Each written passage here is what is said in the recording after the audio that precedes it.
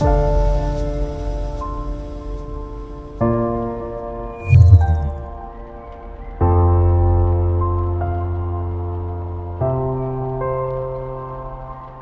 everyone, welcome back to Sisters Corner.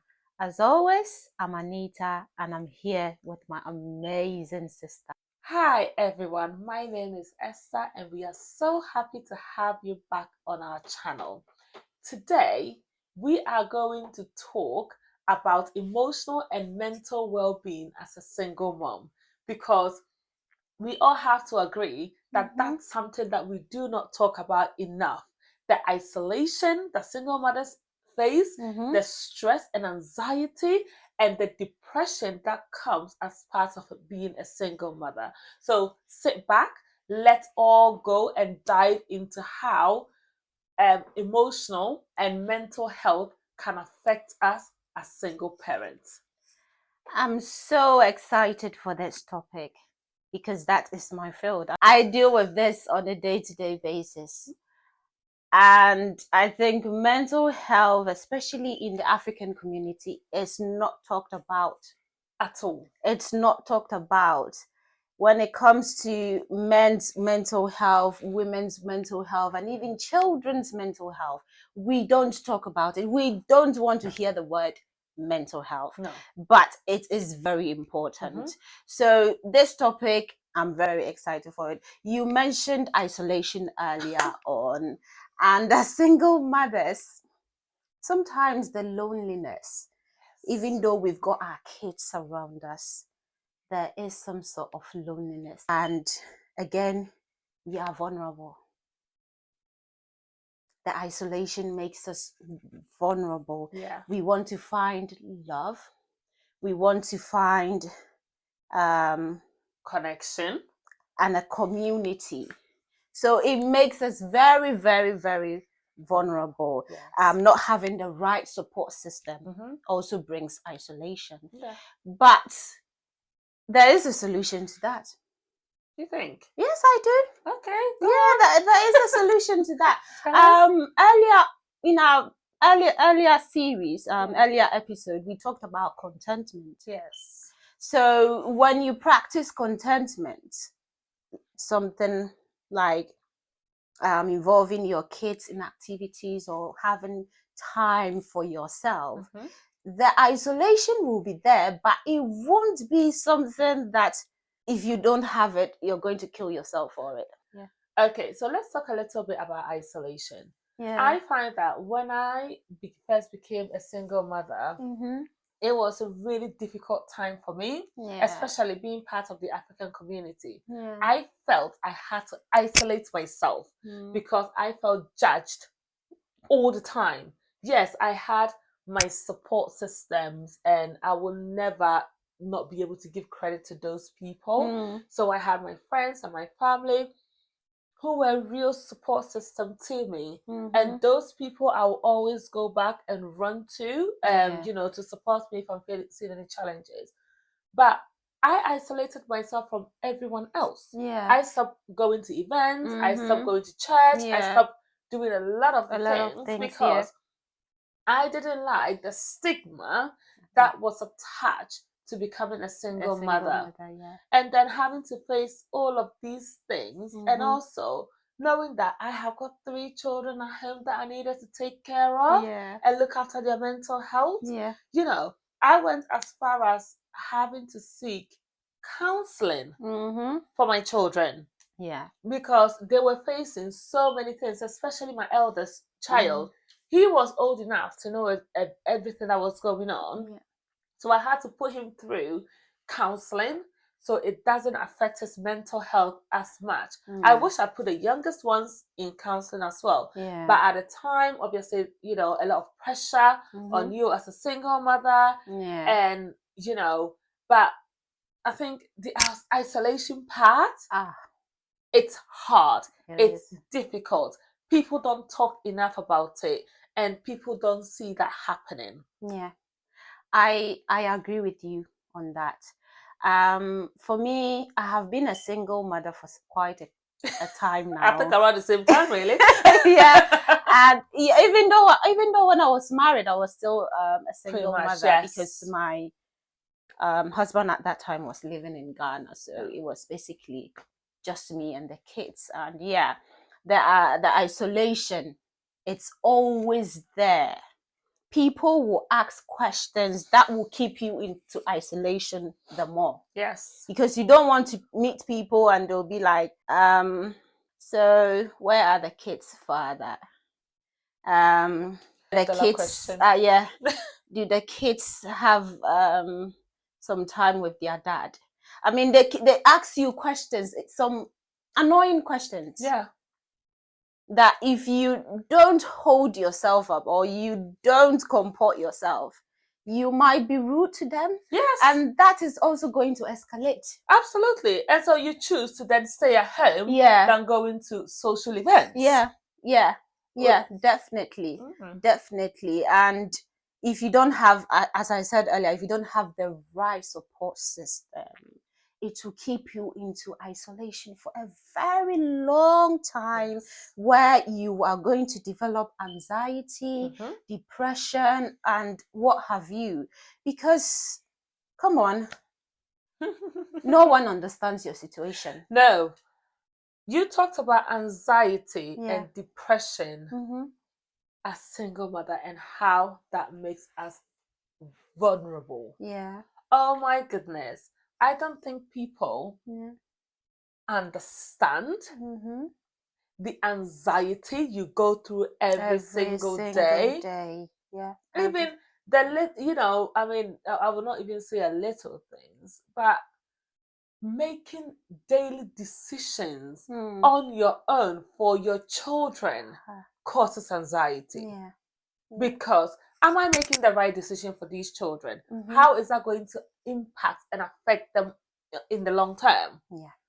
People don't see that. No, they don't.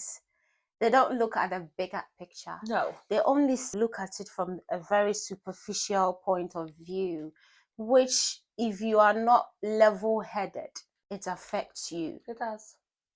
It will affect you in so many ways. And I mean, it got to a point in time I was diagnosed with anxiety and depression, and I had to do talking therapy for it.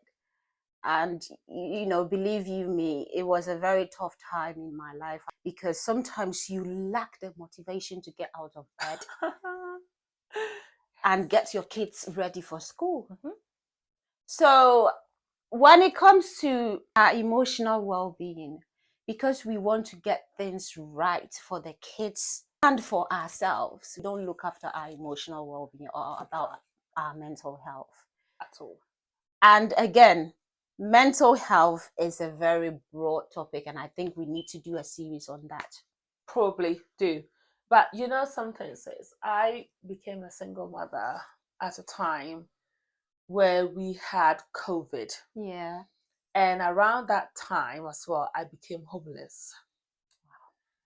I was just about doing my dissertation for uni and applying to go into teacher training. Yeah.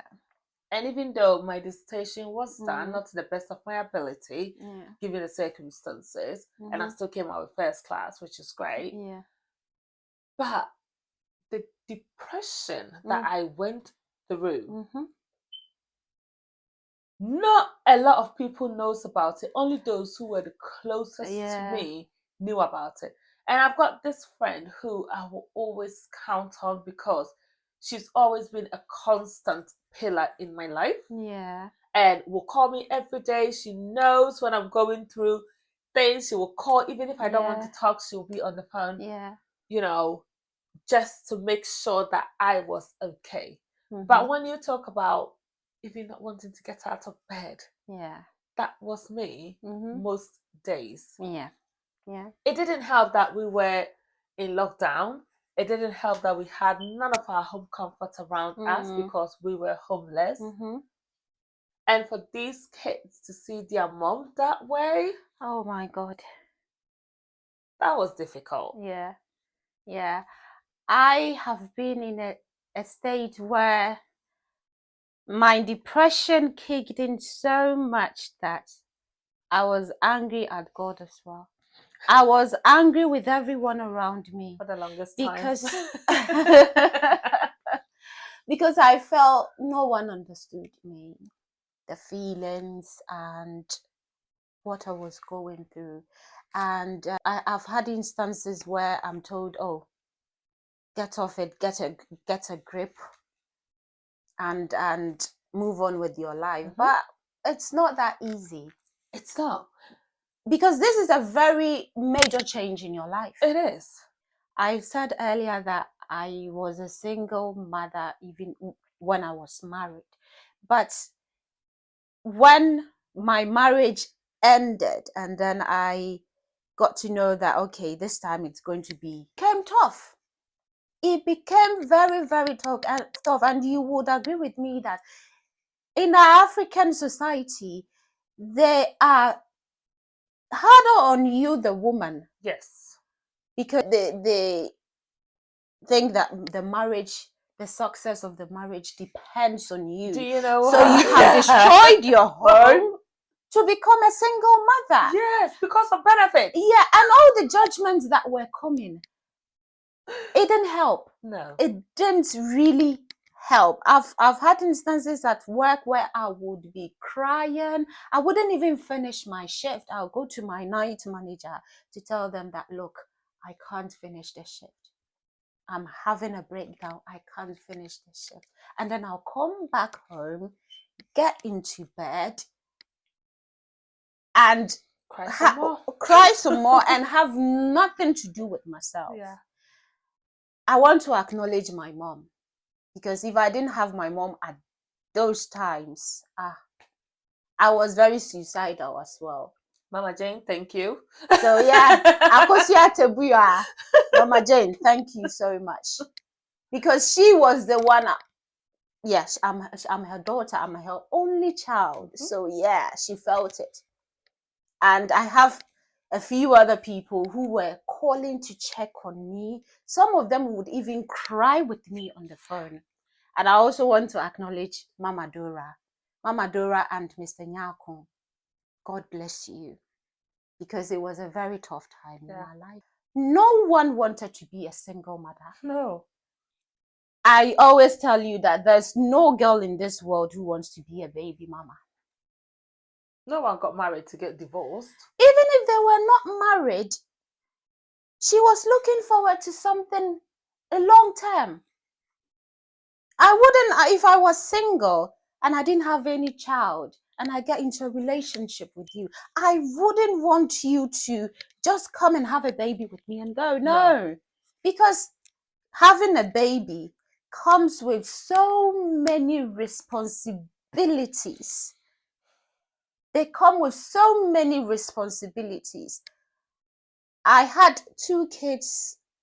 I mean, when I started my first degree, I had just 1 child. And then I felt pregnant with my second. I had to continue. I remember when I had my second daughter, I went back to uni a week after I delivered this baby. And then it became tougher when I decided to do another degree for a good career. Yeah. It became tougher.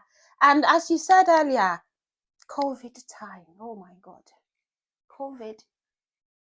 COVID came with so many depression, anxiety. It was a tough time for everyone in the world. Yeah. But my marriage was going through a very rough time. And what I can say now is I am proud of the journey that I have come on. At the end of the day, I have become a writer out of this. Yeah. I'm writing poems, I'm writing a book, I'm reflecting on all these stories, and I have learned a lot from it as well. So I wouldn't want us to dive deep into this topic. It's a very broad one.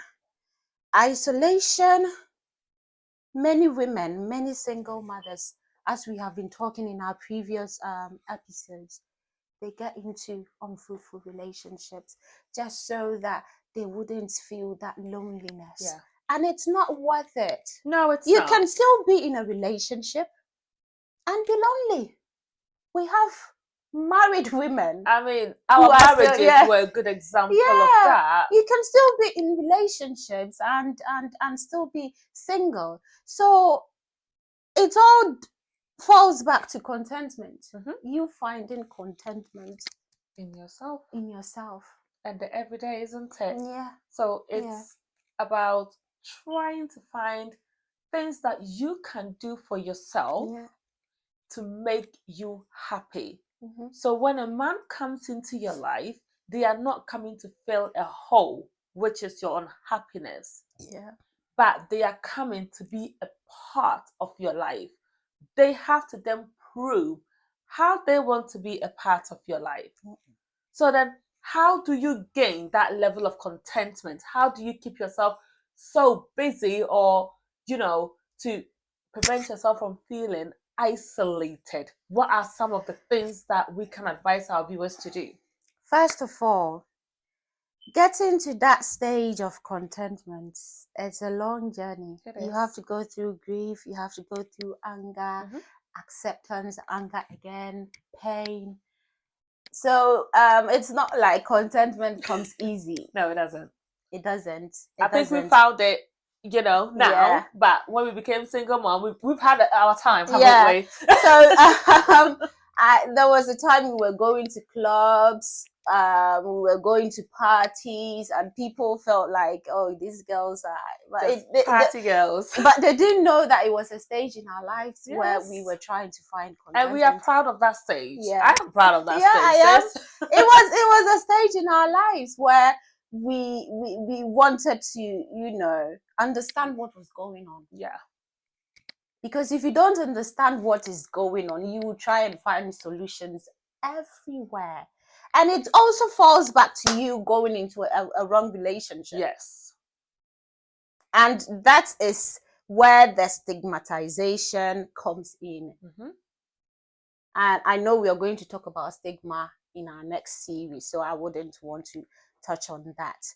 But coming out of isolation, as I said earlier, comes with anger, comes with grief, pain. Yeah. I mean, it takes a lot to come out of isolation and to kind of like find contentment in yourself and the joy that comes with being a single parent. Yeah. And the first thing that I have to say is that you need to heal.